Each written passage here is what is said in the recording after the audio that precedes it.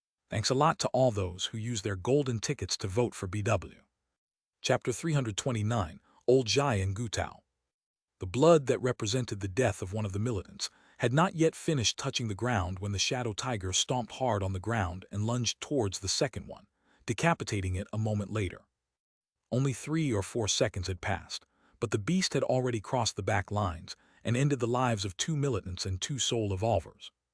One had to know that the militants and soul evolvers were still struggling to contain over 2,000 unclassified beasts. Although they had firearms to help give them some advantage from afar, and the soul evolvers were struggling to contain the unclassified beasts to prevent them from approaching, the great disadvantage in numbers was still persistent, so that with each passing second more soul evolvers were wounded, and occasionally some of them were cruelly killed before being devoured. At the beginning, there were over 400 soul evolvers and around 600 or 800 armed men. However, even though the battle had only lasted for approximately 30 minutes, those numbers had dropped to approximately 250 soul evolvers. The only ones who had suffered practically no casualties were the armed men, thanks to the sacrifice of these soul evolvers who were striving to keep the seemingly unstoppable army of beasts at bay. Of course, while roughly half of the soul evolvers had died, those who still persisted and were still fighting fiercely had become tremendously more powerful compared to what they were 30 minutes ago, just before the battle broke out. If previously the average level was about level 5, now the average level was easily over 14. This was the reward for surviving this fatal head-on collision with dangerous beings. Bai Zemin had been experiencing this kind of fights from the first day of the apocalypse, and that was precisely why he was so powerful. While Bai Zemin and the other main fighters of his faction were constantly facing maximum dangers, most of the surviving humans only dealt with zombies whenever they went out in search of supplies or when some stray beast appeared. But such things were completely different from facing death itself. If you failed, then death would embrace you whether you wanted it to or not. However, if by some kind of miracle, coincidence, or anything else you managed to survive such a deadly situation, you would definitely rise like a dragon to the skies. This was precisely what the soul evolvers were experiencing. In the fervor and lust of the battle, the ecstasy of feeling how they became abysmally more powerful every time they absorbed the tiniest bit of soul power from the enemies they defeated or helped defeat, made these men and women completely ignore the constant danger they faced and fight tooth and nail. To grow stronger, to evolve beyond and become much more powerful. In that sense, humans were no different from beasts, but it was precisely that madness that kept the human defense from collapsing even when all seemed to be lost and despair was right before their eyes. Swoosh! The shadow tiger decapitated and tore off the heads of 10 other armed men, just as a group of 10 soul evolvers rushed forward in an attempt to stop him. The instinct within them told them that the monster they faced was beyond their current capabilities, but at the same time, they could feel that they would become insanely stronger if they could defeat it. Unfortunately, even though the lowest level among them was 17, and fortunately 2 of them managed to reach level 20, these soul evolvers were still far away from the power of a first-order beast, a first-order agility-type beast, which was one of the most dangerous ones.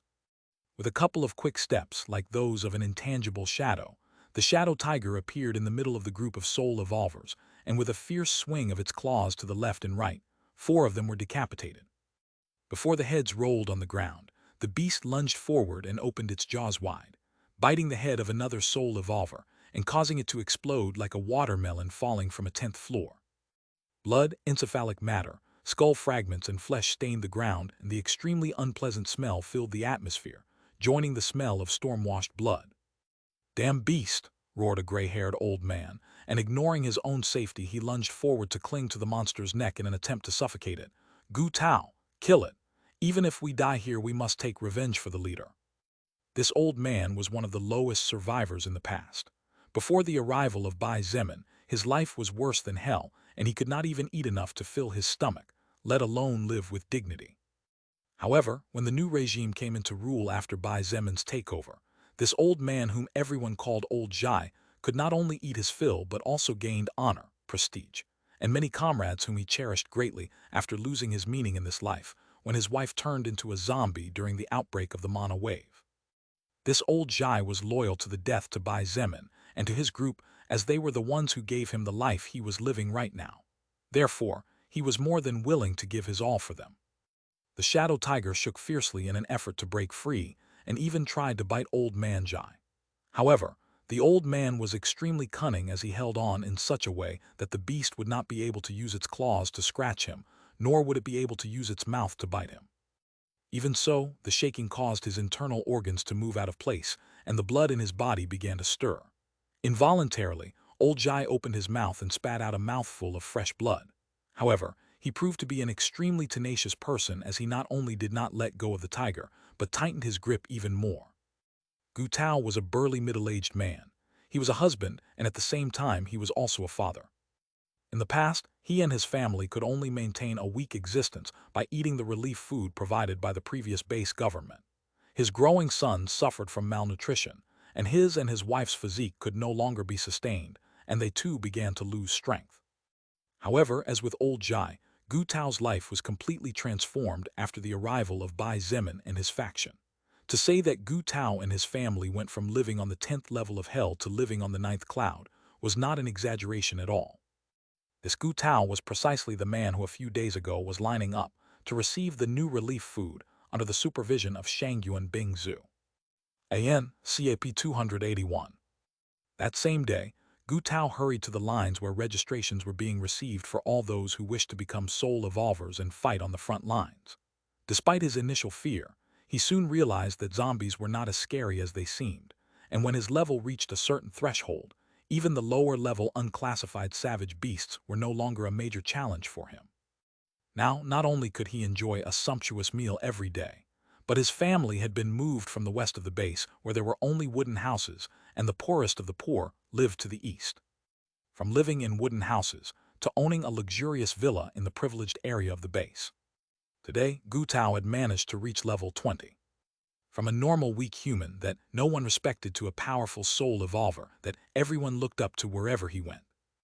Gu Tao's life had also changed drastically for the better in about a week, all thanks to Bai Zemin and his faction. Die! A piercing roar broke out amidst the lightning, as he raised a bone saber and slashed ferociously towards the skull of the beast that had momentarily halted its movements. Bang!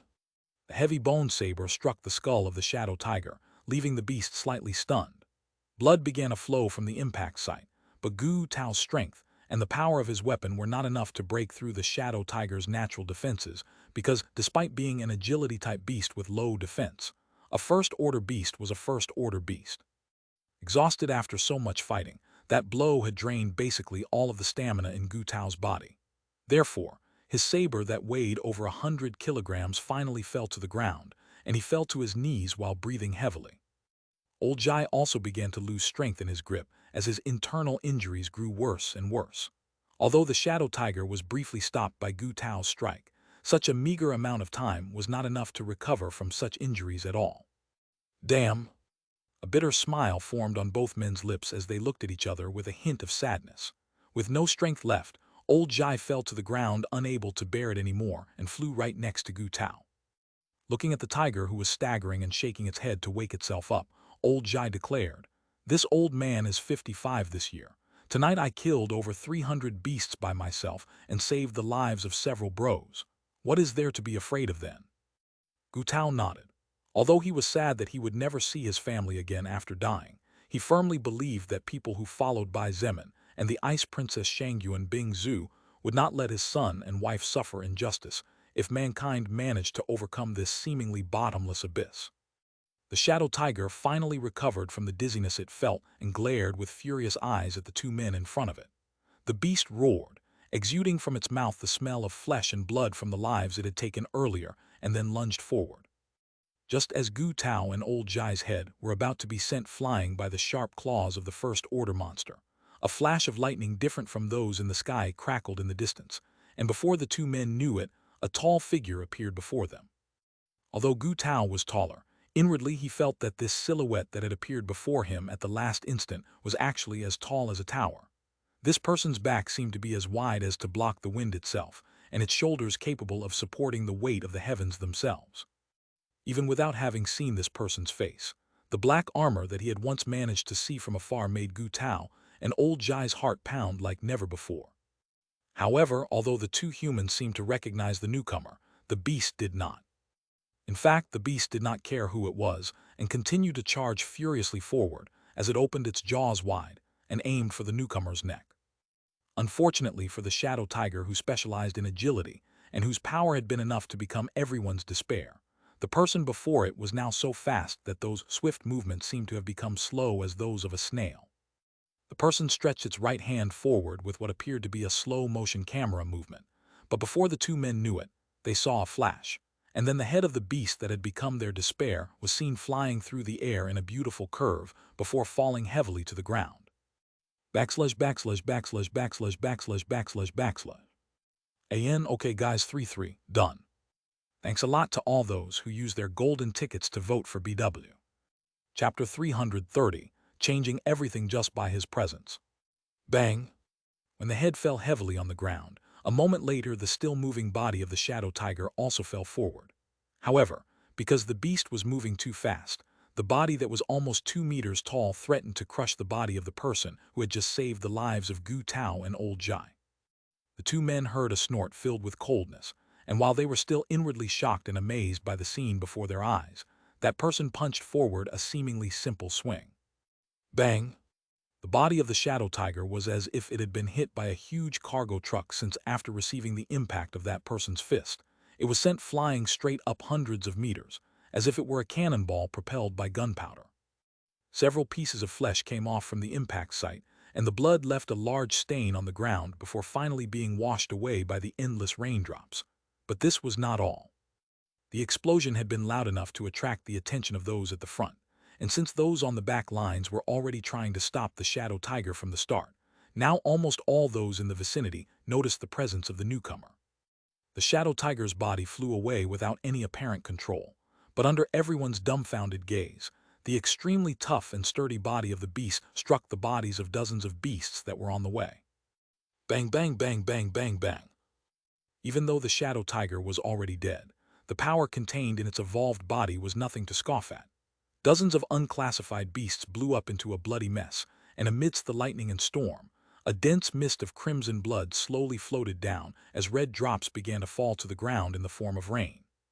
For a moment it looked as if the battlefield had fallen silent. The roar of the beast seemed to have died down as if suddenly mute. The gunmen unconsciously stopped pulling the trigger or froze as they tried to change the magazine, and the soul evolvers who fought without concern for their lives seemed to regain some of the sanity that identified them as intelligent beings. How much power was needed to send flying the body of a beast whose might alone was enough to terrify everyone and cause the back lines that supported the front lines to nearly collapse? The armed men and soul evolvers still remembered clearly how even medium-caliber bullets failed to penetrate the skin of that monster. However, a single hit from this person not only sent the tiger's decapitated body flying, but was also enough to wipe out dozens of unclassified beasts as an extra bonus. Gu Tao and old Jai were looking at the head of the shadow tiger at close range with their eyes wide open, and after a more careful look, the two men realized that the head had not been cut off, it had been ripped off with raw brute strength.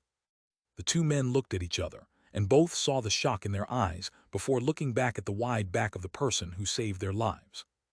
"You," Gu Tao could barely speak. In a hoarse voice he finally managed to say, "Who are you?" Although both he and old Jai beside him already had the answer in their hearts, for some reason they did not dare to believe it. From both men's points of view, the power this person had just demonstrated was not something a human being should possess. It was far beyond what they could comprehend. The most powerful human beings that old Jai and Gu Tao had ever seen in their lives were people like Yan Tu and Evangeline. The power of those two was already insane. Both of them were so powerful that it was astonishing. However, they were still at a level of acceptability. But to take down a beast of such magnitude in one blow, with such ease as if playing a game of house, such power was definitely the first time both men had witnessed it, and even though they had both reached level 20, they could not even comprehend what level the existence before them was at.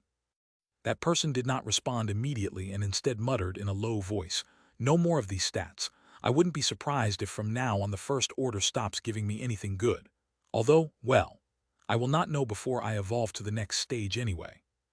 It was only after muttering somewhat intangible words that this person slowly turned around to face the two men, revealing a handsome face that was adorned with a pair of eyes as dark as night and as sharp as a legendary sword. His hair as dark as the ink was soaked from the rain, but it did not detract from his demeanor, brimming with greatness in conjunction with a matching armor set. "I am Bai Zemin," he replied. His gaze was cold and indifferent, releasing unconscious pressure that made the two men feel that instead of looking at a person, they were looking at a mythological beast. Soon, however, a faint smile appeared in their savior's eyes and his voice rang out again. "You've done a good job. Both of you can rest and leave the rest to me." Hearing the name of the person who had just saved their lives in their most desperate moment, realizing that the person many thoughts had died was actually alive and wielding seemingly paragonless power, the two extremely exhausted men finally could no longer fight against stamina's total exhaustion and passed out on the spot. However, even though both Gu Tao and old Jai had fainted, they both fell down knowing in their hearts that now everything would be all right. From now on, everything would be all right. While looking at the two fainted men, Bai Zemin sighed in his heart. Were it not because they felt the explosion caused by Evangeline and Yan Tu's clash against the 6 First-Order beasts, were it not because both he and Shangyu and Bingzu had coincidentally achieved their purpose at that very moment, were it not for the fact that Bai Zemin had absorbed terrifying amounts of soul power that had boosted his agility to almost double what it was, and boosted his movement speed to catastrophic levels, the lives of these two brave men would have been lost forever. A single second later would have been enough for Bai Zemin to lose two soul evolvers who were loyal to him from the bottom of their hearts and revered him. At the same time, mankind would have lost two potentially great warriors who were courageous enough to fight a beast colossally more powerful than them, even though they were aware that their chances of surviving the confrontation were slim to none. In the span of 5 seconds since he killed the Shadow Tiger until now, many thoughts went through Bai Zemin's head. It was then that chaos erupted again. It was just that this time, the chaos was completely different from before. "It's the leader. The leader is back." Miss Kang really said the truth. The leader didn't die. "Ha ha ha, you idiot. How could the leader die so easily?" It didn't matter if it was the armed men closest to Bai Zemin on the back lines of the battlefield, or those soul evolvers who just moments ago were fighting with their lives in constant danger to cut off the unclassified beasts. They all shouted their joy and expelled their worries as they looked at the barely 20-year-old with fervent eyes.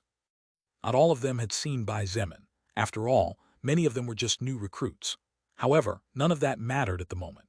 The only important thing was that someone with enough power to literally completely crush a beast on the level of those beasts that had managed to stop the base's most powerful fighters had now appeared and was clearly with them. The humans seemed to receive a great boost, and those who were preparing to flee when things were getting ugly automatically stopped as hope grew within them once again. Although Bai Zemin noticed several of these people, he did not say anything. Right now, what humanity least needed was for him, as their leader, to start killing or punishing his kind. At least now was not a good time to warn possible deserters. After all, fear was also a natural thing, and Bai Zemin knew that he could not suppress fear with fear if he wanted to rule a worthy kingdom. Lu Yan carefully observed the surroundings, and his heart was filled with surprise when he discovered that the unclassified beasts suddenly stopped moving. These mindless beasts that all they knew to do was slaughter and feared nothing in the world suddenly stopped assaulting humans, and instead bared their fangs at the human who had just appeared. However, even though the 2,500-plus unclassified beasts that were still alive looked extremely threatening, none of them took the initiative to charge forward. Lu Yan, although not a military man, was a man who spent most of his life as a police officer, so he knew how to seize an opportunity when it came his way. "To all team leaders, listen to my order." He picked up his radio and ordered loudly, "The leader has just returned. I repeat, the leader has just returned. All troops slowly retreat to the back lines heading southwest." While many had realized that something was going on, the battlefield stretched for over a kilometer. This made it simply impossible for each and every man on the battlefield to know exactly what was going on, even though they could indistinctly hear the shouts of their comrades in the distance. Therefore, Lu Yan quickly organized them, and these men immediately took advantage of the fact that the beasts seemed to be in a trance to get into their vehicles and return before joining together to form a large semicircle. Just behind them was the base where those they somehow or other wanted to protect were located. A few seconds after Bai Zemin arrived, Shangyu and Bingzu appeared at his side along with a breeze of fresh air. Even in the midst of the storm, the jasmine scent of her skin could not escape his senses. Lu Yan slowly approached, and upon seeing Shangyu and Bingzu nodded respectfully before looking at Bai Zemin with complicated eyes. However, in the end, he said the emotions that filled him the most at that moment. "It's good that you came back." Bai Zemin nodded towards him with a faint smile, but said nothing. Soon enough, an injured Evangeline and Kang Lan approached and stood beside him. "Are you two okay?"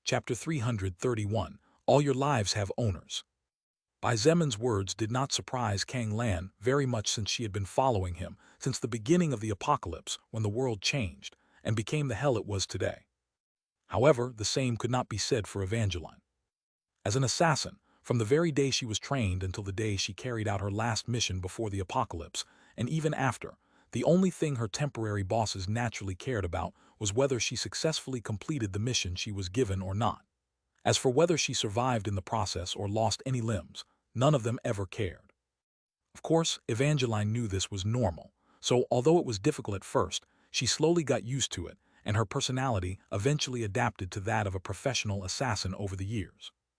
Therefore, that her immediate leader cared about her and praised her not for managing to kill a first-order beast while keeping two others at bay, but for staying alive, was something Evangeline was experiencing for the first time. Yan Tu also returned, and after greeting Bai Zemin and Shangyuan Bingzu, he took a step back to stand next to Lu Yan. This action alone made it clear that, although he respected Bai Zemin for being the strongest, his true loyalty was to Lu Yan. This was very natural, and Bai Zemin was clear that he could never have the total loyalty of all his men. After all, humans were not outdated machines. As thinking beings, each intelligent human had their own thoughts and ideals. Bai Zemin noticed that Yan Tu also had several wounds on his body, ranging from minor to moderately severe. One of them in particular revealed by its fast regeneration that Kang Lan's lesser healing skill had been serving its purpose perfectly. It was only after looking at the miserable conditions of Evangeline and Yan Tu that Bai Zemin realized that, if not for Kang Lan, the human fortress would have long ago fallen. Kang Lan was not the strongest, nor was she the fastest, nor was she the one with the largest mana reserve despite her clear talent for magic. However, it was only thanks to her existence that Bai Zemin managed to arrive in time. Of course, everyone contributed, and if just one of the pieces present was missing or damaged, nothing would be the same. Bai Zemin was clear about that. What happened? He finally asked as he looked at Lu Yan. The latter smiled bitterly and slowly began to narrate the events. From the explosion in the center of the forest, over 100 kilometers deep, to the powerful rumble that slightly shook the ground beneath the base and alerted everyone. Finally, he added, "We all thought you were dead when we heard that you and Miss Shangyuan had gone into the forest. That explosion was too scary after all." In the end, the beasts closest to the outer perimeter of the forest suddenly started to come out as if fleeing from something. And then what you can probably imagine for yourself happened. I see. Bai Zemin didn't need to figure too much for a complete blueprint of everything what had happened to form in his head. However, even though it was partly his fault, he was also a human being and not an omniscient existence. He had no way of knowing that the power of crimson blood judgment, in conjunction with his blood manipulation, now evolved to second order, and his newly acquired gravity manipulation would result in a colossal explosion of such magnitude. Bai Zemin also had no idea, figuring that tonight he would end up meeting 3 evolved second-order beasts. There were many things that even if one planned ahead they could be completely ruined. Bai Zemin did not have the ability to control fate, and all he could do was hold on with everything he had while trying his best not to fall between stumbles. What will you do now? Shangyuan Bingzu naturally knew the difficulties Bai Zemin was going through, and in an attempt to help him, she decided to change the subject. Many times, due to the power that Bai Zemin displayed from time to time, Most would forget that he was just a young man who was previously an ordinary college student. Perhaps in the minds of many, Bai Zemin felt no burden. However, as a person of great power, Shangyuan Bingzu knew that those people were terribly wrong. She herself could feel enormous pressure on her shoulders, even while she was asleep. How great must be the pressure of Bai Zemin as the highest leader then. Just thinking about it made her feel a little sorry for him. Bai Zemin was naturally unaware of the thoughts of the woman beside him. After hearing her question, his expression turned indifferent, and as he looked at the mutated and evolved beasts that were still glaring at him with fierce but cautious eyes, he finally spoke in a cold voice. Since these brainless brute beasts came out of that damned forest, then there is no need for them to return at all. After saying this, Bai Zemin took a quick glance at his current status window. Bai Zemin. Status points 20.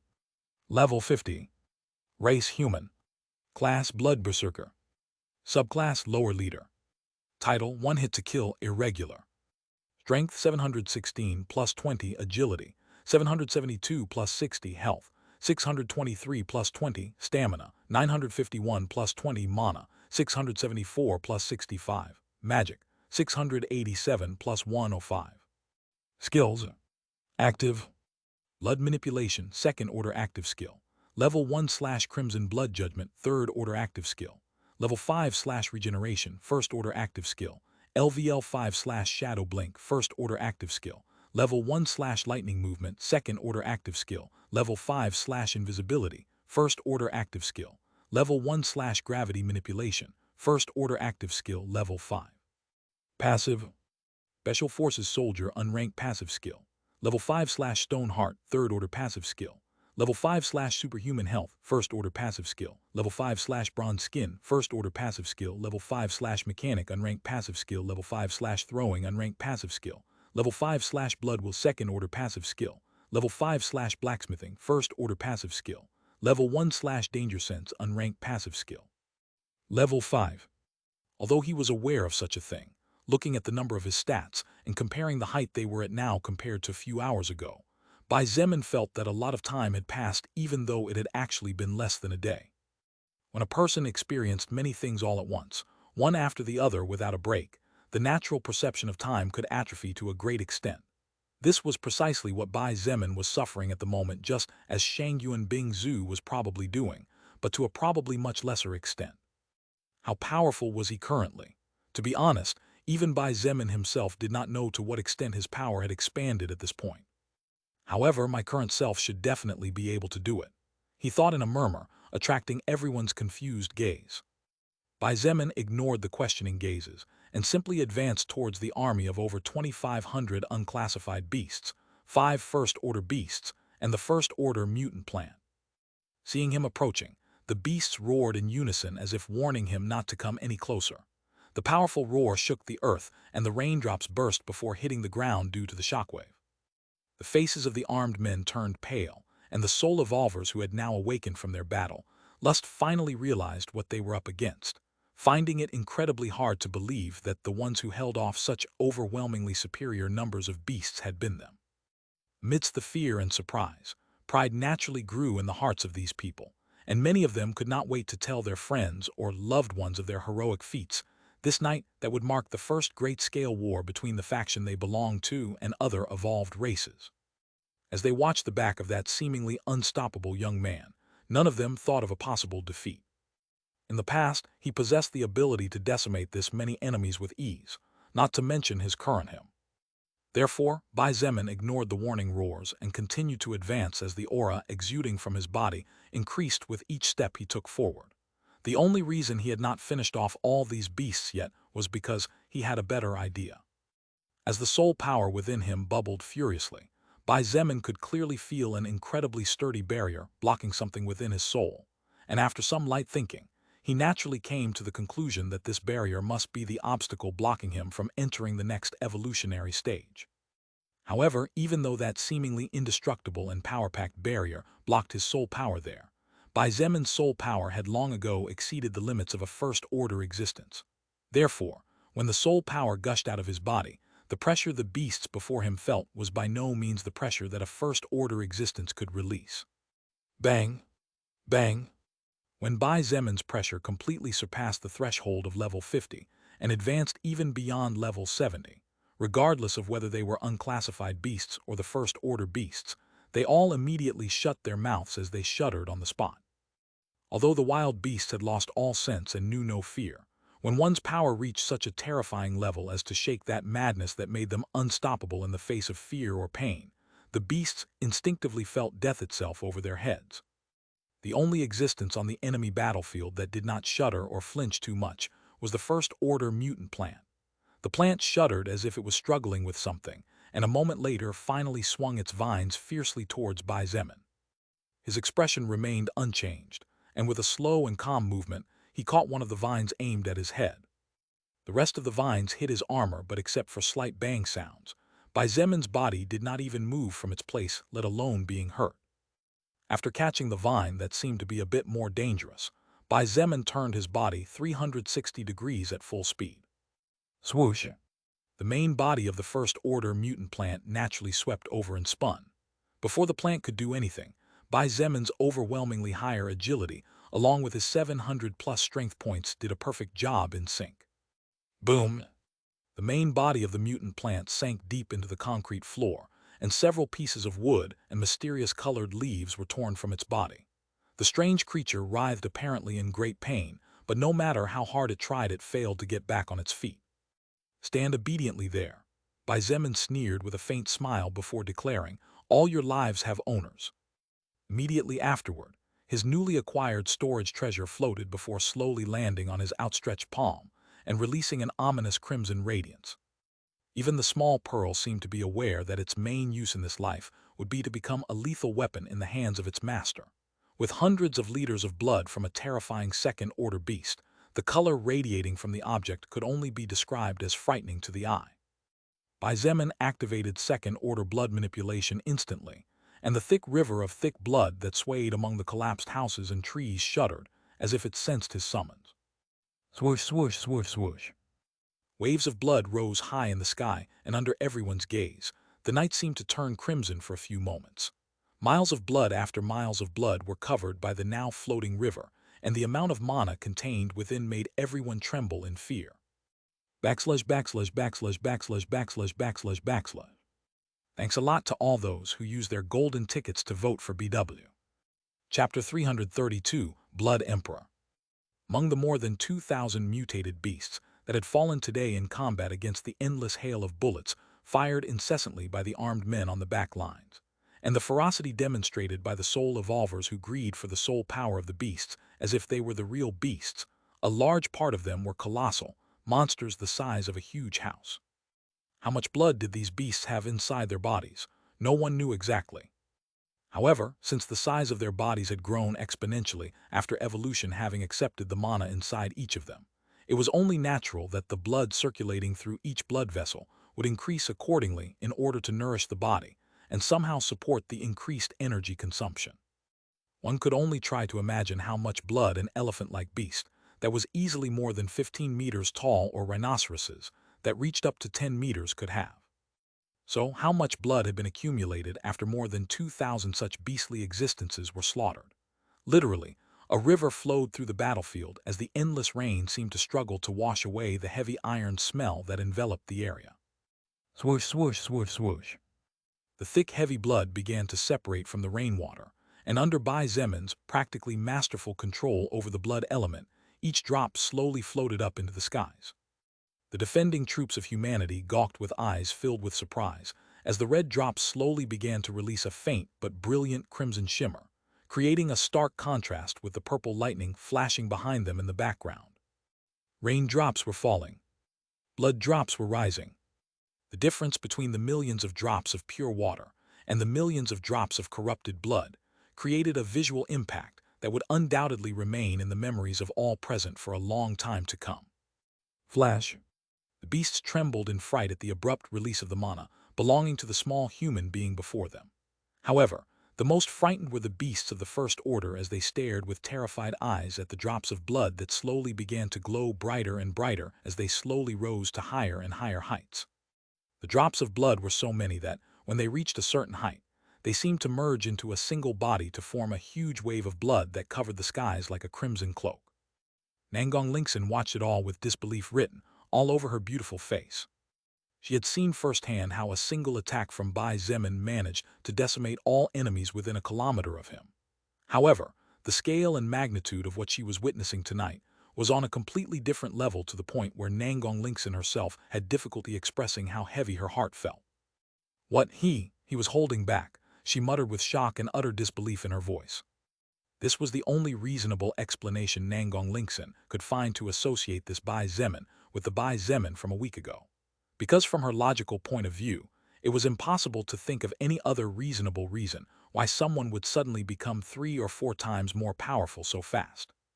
Of course, Nangong Lingxin was aware that by absorbing soul power living beings could become more powerful. However, such a thought never crossed her mind, as such an idea was simply insane. Absorbing soul power enough to propel you to such a degree. What kind of beings must you face to achieve such a thing? When this thought flashed in her mind, however, Nangong Lingxin's eyes twitched and her heart trembled as she recalled the great explosion in the center of the forest plagued by mutant beasts. Just then an indifferent voice replied, "I don't think he was holding back then."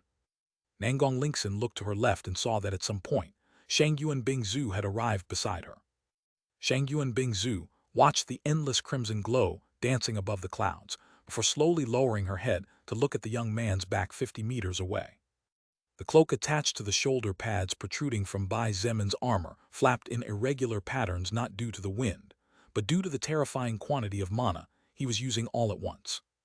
In Shangyuan Bingzu's blue eyes, his figure was reflected in the distance, and at the same time she could see a faint energy that was tinged with a slight crimson tint around him.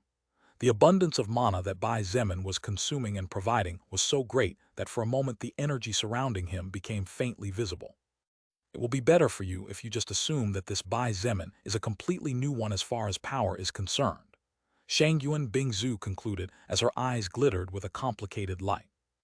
Even though she was the second most powerful just below him, even though there were thousands who longed to stand where she stood, Shangyuan Bingzu only felt weakness as she looked at that back on which the lives of countless rested and back on which the faith and hopes of many others lay. At this moment, Shangyuan Bingzu could not help but wonder in her heart, at what point had the disparity between both of us grown so wide? Shangyuan Bingzu could still clearly remember how back then the difference between her and Bai Zemin was not wide, and even if there was any difference between their overall strength, it was not a noticeable gap. In fact, Shangyuan Bingzu still remembered how back then she saved his life after a battle that exhausted him completely and left him at the mercy of the zombies. It was around that time, she thought, and a small sigh involuntarily escaped from her lips. In fact, the inflection point of Bai Zemin could be said to be his encounter with the First Order Blazing Beetle, while he was still just a level 15 unclassified existence. If not for that battle, many things would be different today. It was from that moment on that Bai Zemin's strength only increased more and more, shooting into the skies like a rocket. Although Shangyuan Bingzu had also been growing more powerful, and the speed at which her levels were rising was frighteningly fast, the difference in power between her and him only increased with each passing day. How can I be worthy of being his good friend if I can't help him bear his burdens? When such a thought appeared in her mind, Shangyuan Bingzu felt something similar to a burning flame begin to grow deep inside her, and her eyes became filled with determination as she saw Bai Zemin about to make his move. For a person like Shangyuan Bingzu who valued friendship as much as her own life, a friend was not something just for show. A friend was someone who could be trusted and counted on. Therefore, she wanted to be a person, a friend on whom Bai Zemin could trust and rely. Little by little, and without her realizing it, Shangyuan Bingzu was growing not only as a person but also as a woman. Slowly, she was leaving attitudes that could be considered by many as childish to become a real woman, a woman worthy of reliance. Of course, Bai Zemin knew nothing of Shangyuan Bingzu's thoughts. At this moment, he was putting as much concentration as possible into performing a suppression-type attack that would not kill the beasts, but would leave them weakened enough so that they would not have the ability to launch any kind of counterattack. At this point, Bai Zemin had reached level 50 and was at the breaking point where one more step would lead him to evolve once again, becoming a second-order existence. How much soul power did he need to level up? Bai Zemin did not know. However, he was aware that the amount was undoubtedly very high. If Bai Zemin wanted to absorb the soul power of unclassified existences to gain enough boost that would somehow allow him to level up, then he would probably need to kill several 100,000 or even over 1,000,000 creatures. Such a path was not feasible unless he was willing to spend years to progress from order to order. For a person like him, who sought to become a powerful existence in the shortest amount of time possible, the most viable path was to defeat and absorb the soul power of beings at levels above his own. The more, the better. Although this meant risking his life in every battle, Bai Zemin had decided to walk this path from the day he learned that Lilith needed his help to accomplish something. Regardless of what Lilith wanted, Bai Zemin would do his best to fulfill it. He was this kind of person. He didn't like to owe anyone anything, he didn't like to feel indebted. But above everything else, Bai Zemin was a grateful person, and he was infinitely grateful towards Lilith. So, I'll risk my life in every step if it means to become stronger faster. He muttered in a low voice, low enough to be completely eclipsed by a fierce thunderclap that rumbled the earth.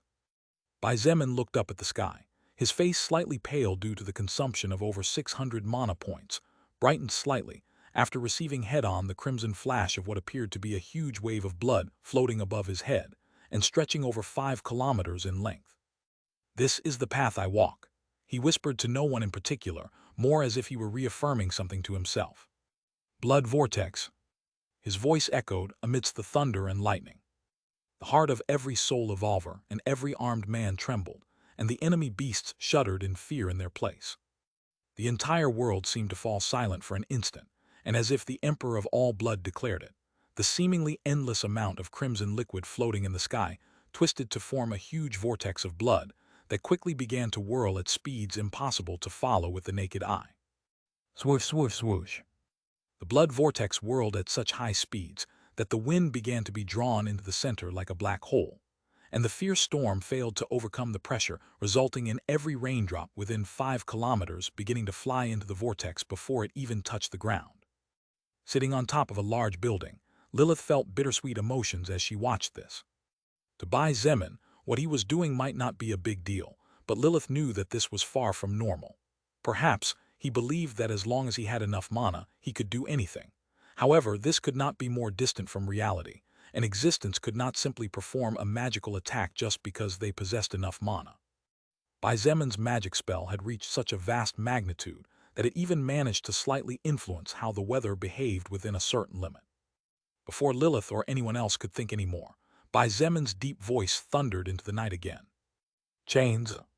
And as if a portal to another world opened from the sky, hundreds of thousands of blood chains shot out from the dark center of the blood vortex. Swoosh, swoosh, swoosh, swoosh.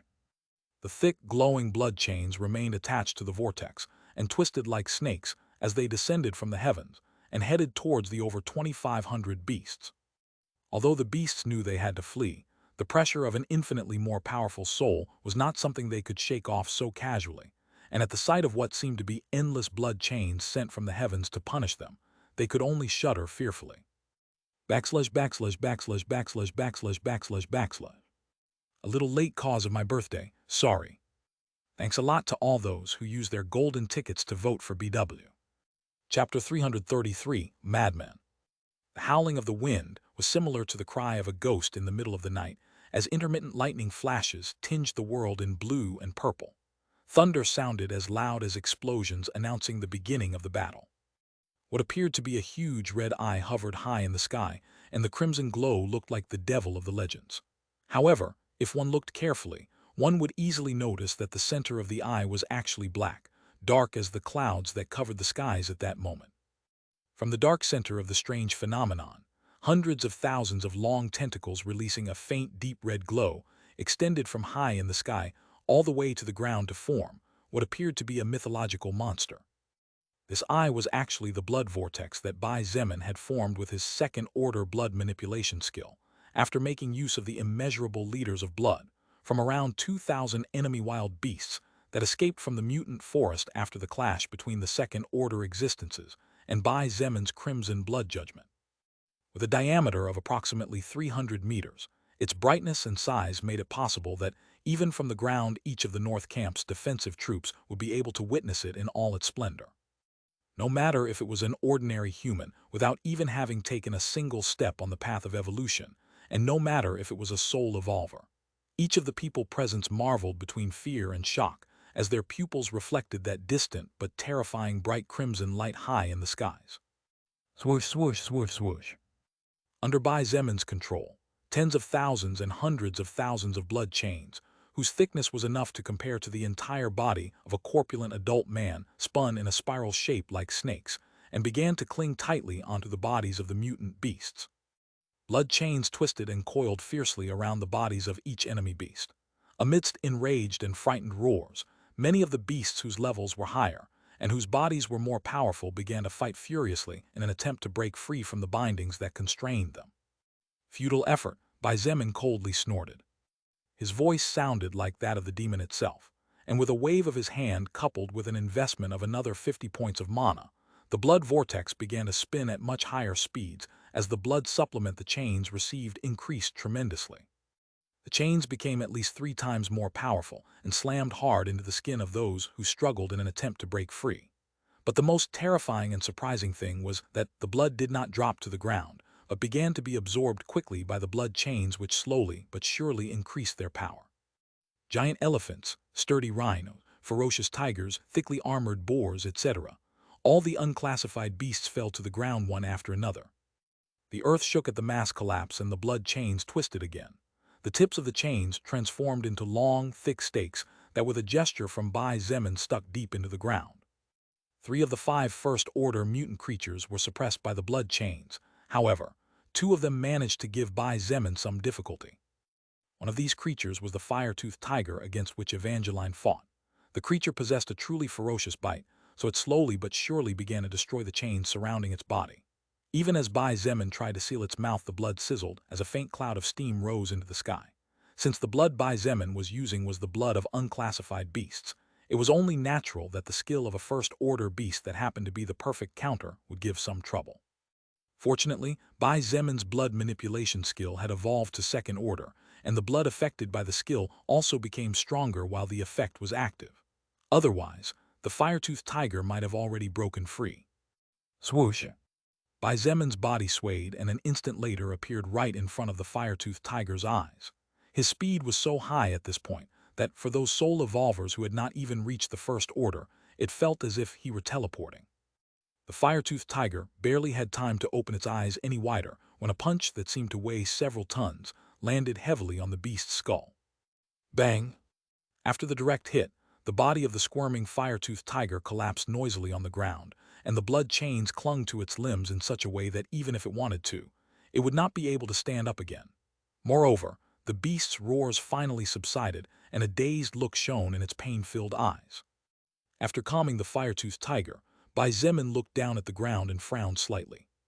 The other first-order creature that was giving him headaches, and on a larger scale than the fire-toothed tiger, was actually the earthworm, another beast that Evangeline was facing a few minutes ago.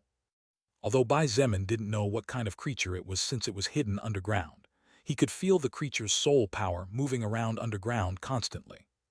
How the hell am I going to get that sucker out from the ground?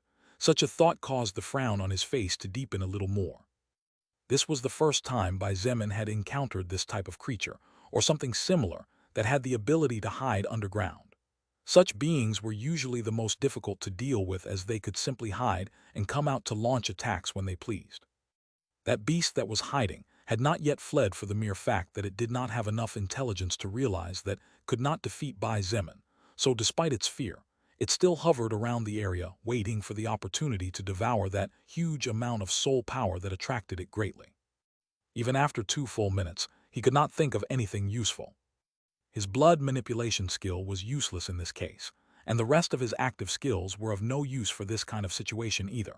He also acted oblivious and left several openings in his defense on purpose in an attempt to lure the creature, but nothing worked. Just then, a series of soft and delicate footsteps approached closer and closer in his direction, and after turning around he realized that this person was actually Evangeline. "What's wrong?"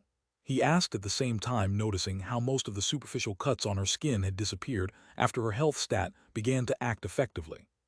Evangeline said nothing and looked at the surroundings. After a minute of silence during which Bai Zemin looked at her expectantly waiting for her to have some sort of solution, she finally looked at him and said something that took him by surprise. "Why don't you use your sword?" "My sword?" Bai Zemin blinked and unconsciously looked over his shoulder to catch a glimpse of the large hilt of his blaze scale greatsword. "How do you want me to hit it if I don't even?" Just as he was saying this, his words suddenly stalled and his dark eyes shone brightly. A slightly crazy idea popped into his mind, but the more he thought about it and studied it, the more he felt it might actually work. With a slight smile, he looked at Evangeline and nodded before asking her to step back. Swoosh! A thin blood chain shot out from the blood vortex that was still feeding the rest of the chains. However, this thin blood chain was not used to limit the movements of any enemy, and instead, Bai Zemin controlled it to draw his sword. The blood chain wrapped around the hilt and slowly floated forward. Bai Zemin took the sword with ease, surprised at how light it now felt in his hands, and the blood chain shot skyward, disappearing into the blood vortex an instant later. If previously Bai Zemin felt that his blaze scale greatsword weighed about a ton, the current one he felt as if that weight had been halved. Of course, he knew that the weight was still the same, and the reason behind this was that his strength stat had increased explosively after killing 2 second-order existences, and receiving another boost from the second-order ape that Shangyuan Bingzu defeated. After Evangeline backed off, Bai Zemin raised his sword high into the sky, and then, under everyone's dumbfounded gaze, fiercely slashed downwards without holding back his strength at all. Boom! An explosion that even surpassed the loud thunder boomed, and the defensive troops felt as if their minds went blank for a second. A crater of approximately 200 meters with Bai Zemin as its center, and whose depth easily exceeded 10 meters, spread out to the sides. As the earth broke into millions of pieces and mud flew everywhere, he managed to hear a slight groan from underground. A smile automatically formed on his face as he saw that this fierce and barbaric method was indeed effective. Without even 2 seconds of delay, he raised his sword again and slashed for a second time. Boom! Hearing that same groan, his hopes grew, so he slashed again. 3, 4, 5, 6, 7, 20 times. The constant explosion shook the entire half-kilometer around Bai Zemin as a nucleus, and now a crater whose depth exceeded 100 meters was in a place that was previously flat ground. Even after all that, it is not coming out. A hint of annoyance flashed in his eyes, finally stopping his mindless and bestial attack as he realized that even though the beast underground had definitely received several injuries due to the shaking, it still refused to come out and even refused to leave. "Since you don't want to come out, then you can only die," he thought as the murderous intent in his eyes became stronger and stronger. His original intention was to let his troops of soul evolvers kill all these beasts. With such a large number, all of them should be able to at least average between 2 and 5 levels. Those who were at lower levels might even benefit more with some extra stat points if they were a bit lucky. Although it was a pity to lose such a first-order beast, Bai Zemin didn't have all night, and his patience wasn't too great either, so he decided to end the life of whatever monster was hiding like a cowardly rat. "All of you, return to the base and wait behind the walls," Bai Zemin shouted loudly as he turned around. His voice echoed throughout the length and breadth of the battlefield, so even though many did not understand what was happening, they immediately got into the vehicles and began to move back. Riding in a modified jeep in which only Shangyuan Bingzu, Kang Lan, Evangeline, and Nangong Lingxin were traveling, the expression of the woman who had been conferred the title of Ice Princess by everyone at the base due to her icy personality looked extremely serious at this moment. "What's wrong?" Nangong Lingxin couldn't help but ask worriedly. Shangyuan Bingzu hesitated for a moment, but in the end, she shook her head without saying anything. "Let's hope that madman won't use that attack here again," she thought with lingering fear as the still fresh memory of the power of the blood trident thrown by Bai Zemin seemed to flash before her eyes again for the second time. That was one of the times in which her life was at greatest risk since the apocalypse began, and it was caused by her friend. Backslash backslash backslash backslash backslash backslash backslash. Thanks a lot to all those who used their golden tickets to vote for BW. Chapter 334, Rumbling the Skies and Shaking the Earth. After driving approximately 2 kilometers away, all the modified vehicles entered the base gates and the soldiers hid behind the walls. Although the walls were barely 2 or 3 meters high, in case something happened first, the walls would receive the strongest impact, and this would increase the chances of survival in the face of danger. Meanwhile, Lu Yan and the rest of the soul evolvers above level 15 climbed several buildings in an attempt to see what was happening. Unfortunately, only a few of them had binoculars, so most could only try to strain their eyes fruitlessly. That blood stuff is visible even from here. Yan Tu muttered in a serious voice as his sharp eyes reflected the blood vortex in the distance. With his level, it was not necessary to use binoculars to see far away. Even though it barely looked like a sphere little bigger than a dot from over 2,000 meters distance, the fact that such a phenomenon still was visible even from such a distance already was a thing of madness. Lu Yan said nothing at all, and after several seconds finally said in a serious voice, "Yan Tu, if you still have any thoughts of taking over again, just discard it." Yan Tu remained silent before finally saying a single word, "Understood." Yan Tu was completely loyal to Lu Yan's family and was willing to do anything for them to thank them for what they had done for him in the past. From his point of view, Lu Yan was a man worthy of following and whose intelligence qualified him to rule. However, being loyal and being foolish were two completely different things. Yan Tu had already realized that the current him had no hope of defeating someone of Bai Zemin's caliber. It was just that, tonight he even came to feel that defeating the silver-haired moonshine woman named Shangyuan Bingzhu suddenly seemed to have become much more difficult than it already was. As for Bai Zemin, Yan Tu barely dared to look him defiantly in the eyes for an instant before his whole soul trembled, as if threatening to collapse just like a building whose foundation was useless in the face of the power of a maximum earthquake. As the two men chatted, a cold voice sounded from behind them. "From what I know of him, which is arguably no small thing, Bai Zemin is quite tolerant, but there is one thing he definitely does not tolerate. Do you know what it is?" Lu Yan's face changed, and Yan Tu's muscles automatically tensed as both men turned at the same time, only to see that at some unknown moment to them, Shangyuan Bingzhu was standing 20 meters away on the other side of the building. Her blue eyes flashed with a tinge of coldness, and she continued indifferently, "The betrayal. If any person ever dares to make a false step, kindly remind them that the result of being defeated means not only the death of those directly involved, but also the eternal enslavement of all their family members." Lu Yan looked at her and calmly replied, "None of us thought of such a thing." Her eyes glittered uncharacteristically, and she remarked coldly, "Nor did I say that any of you ever did." After saying these words, Shangyuan Bingzhu used her fingertips to leap and swoop gracefully toward another building, floating through the air like a butterfly and disappearing from the two men's line of sight soon after. Seeing this, Lu Yan sighed and shook his head. Any strange thoughts he had ever had finally disappeared completely. Although he was someone with ambition and naturally wanted to reign supreme, the thought of his precious daughter becoming a slave made his mind almost completely collapse, wishing he had never even thought of such a thing. What terrifying young women!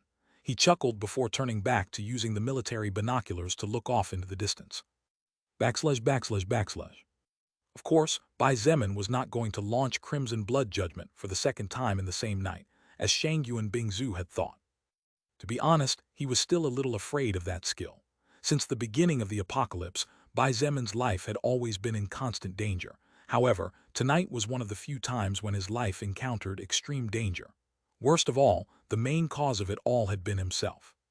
Bai Zemin did not have even the slightest doubt that if he did not manage to timely escape from Crimson Blood Judgment's range, by this time his body would have been completely burned to charcoal or directly turned into ashes. Even if he did not know how powerful that attack was, he was not so arrogant as to stupidly believe that his physical body would be able to withstand something that even the physical body of powerful second-order beasts could not. However, the attack he was soon to launch should not be underestimated, since while this was the first time he had used it, he had already done something similar a few hours ago. "Heh, little brother Zemin, you sure come up with some crazy stuff." Lilith appeared high in the sky, her elegant feet resting gently on one of the blood chains, while her long black dress swayed slightly, showing off her ivory legs. "Can you read my mind or what?" Bai Zemin looked at her and marveled at the tantalizing sight in which her dress was lifted high enough to make suggestive, but at the same time without revealing anything that could be considered obscene. She really is a little succubus full of pranks, he thought to himself before shaking his head and focusing on the matter at hand. Bai Zemin flexed his knees and clutched his big sword with both hands. The muscles in his legs tightened as much as possible, and the shattered ground beneath his feet began to crack slightly. Bang! With a leap powered by over 730 strength points, Bai Zemin's body flew into the skies like a cannonball at a speed considerably close to the speed of sound before the world began to evolve. The strong winds cut his face and the storm blocked his vision. Were it not for the fact that his stamina was especially high and close to 1,000 points, Bai Zemin was sure that his physical body would not be able to handle the enormous pressure he was feeling at that moment. When he was about 100 meters above the ground, the Earth's gravity slowly began to pull him back down to the ground. However, before he had even descended 2 meters, a blood chain shot out from the blood vortex and settled right below his feet. Bang!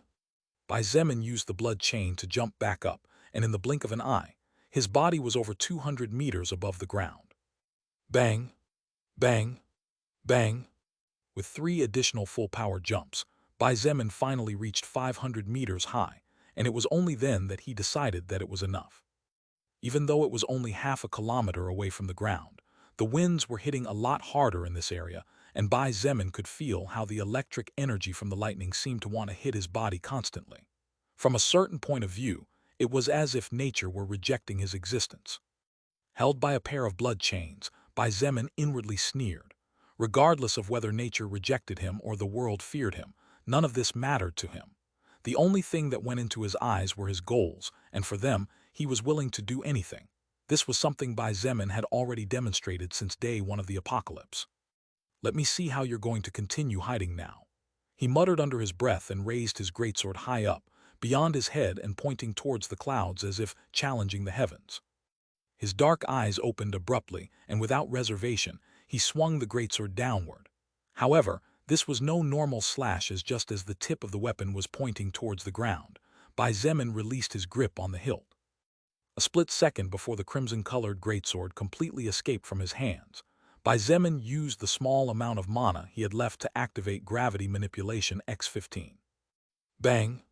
The blade of the greatsword, constructed by hundreds of scales from a first-order snake, slammed down, and like a meteorite breaking through the atmosphere, lit up for a second, as a huge flame enveloped it, and caused a faint flash to be seen from afar that disappeared as soon as it appeared. In just an instant, Bai Zemin's blaze-scale greatsword had closed the distance of 500 meters.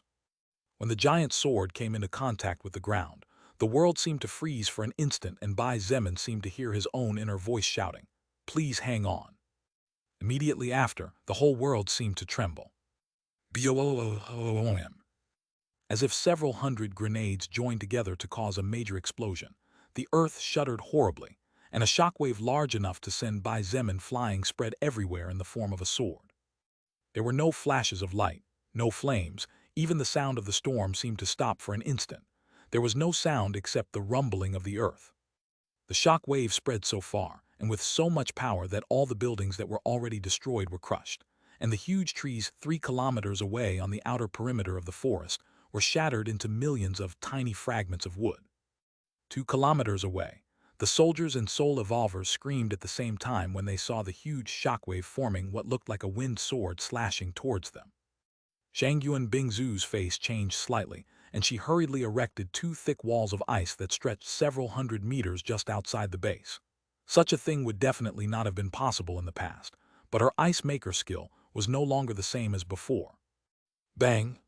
The first wall of ice was smashed into pieces, but the power of the shockwave was greatly reduced after traveling a distance of 2 kilometers, so the defensive power of the wall weakened its destructive power even more.